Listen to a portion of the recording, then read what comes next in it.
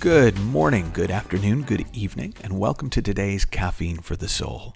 We've been exploring what I call the Facebook feed of the mind, what it is in us that causes us to get lost in our own biases and what Robert Anton Wilson talked about as our reality tunnels, so that we become more and more convinced that we're right and anyone who disagrees with us is not just wrong, but kinda stupid and ignorant. And so what I wanted to do today, most of the things we've talked about this week have been inner understandings and inner strategies for navigating the Facebook feed of the mind. Today, what I want to talk about is a very simple external strategy that I honest to God think is going to make you more intelligent by the end of the day if you take it on. And it's to find somebody that you consider to be intelligent who disagrees with you and find out how it looks to them. Now, there's a very simple premise behind this, and the premise behind it is that we live in separate realities.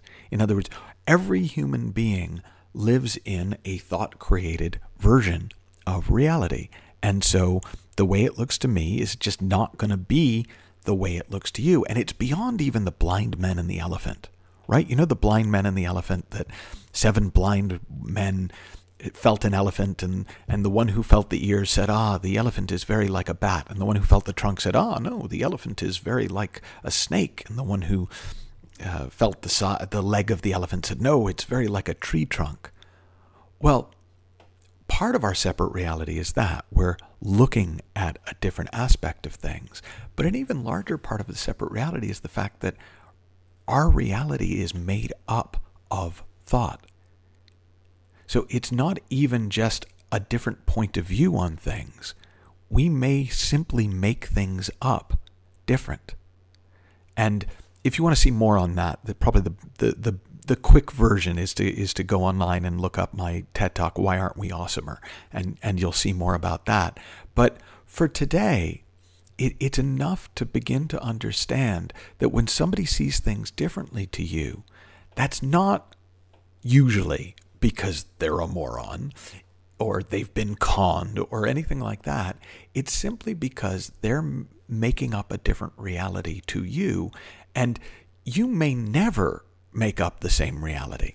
And I always remember a story, two friends and teachers of mine, Keith Blevins and Valda Monroe, have been married for a very long time, and they were telling me about an argument that they once had, and they share this publicly quite often.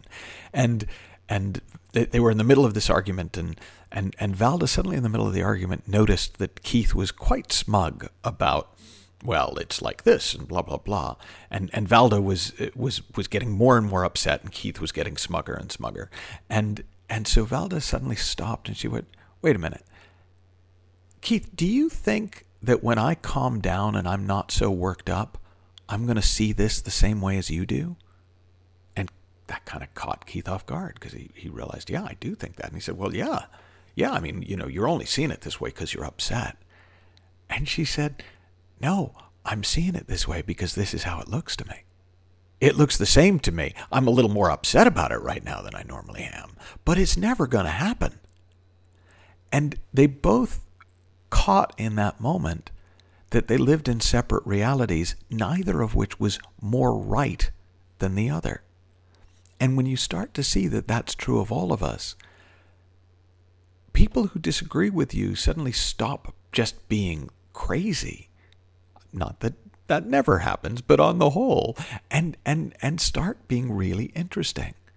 And so, as I said, the quickest way to get a wider, richer experience of life and a richer understanding of things is to find someone who you respect who disagrees with you, and listen to them, not to argue, not even necessarily to be influenced, just to see that there are a million different ways of making up reality.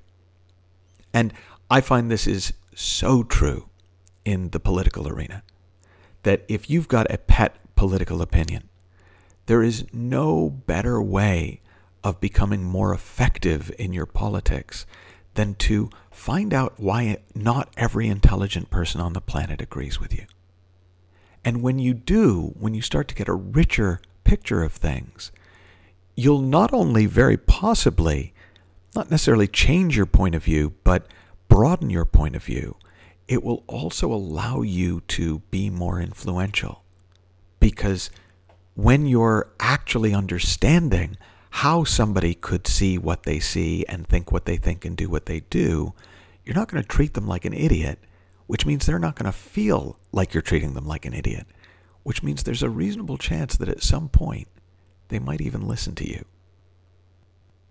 So that's your homework for today. Pick one of your pet issues, one of the things where you think no other human being could possibly think differently to me. How could anyone vote for this person? How could anyone not see that this situation is intolerable? Whatever it is, actively go out. Find somebody who's writing about it intelligently, blogging about it intelligently, podcasting about it intelligently, speaking about it intelligently, and have a listen. And you may be surprised at how your world begins to broaden and evolve and change, and how your influence and intelligence begin to increase. Have fun, learn heaps, go become more intelligent, and I'll talk to you soon.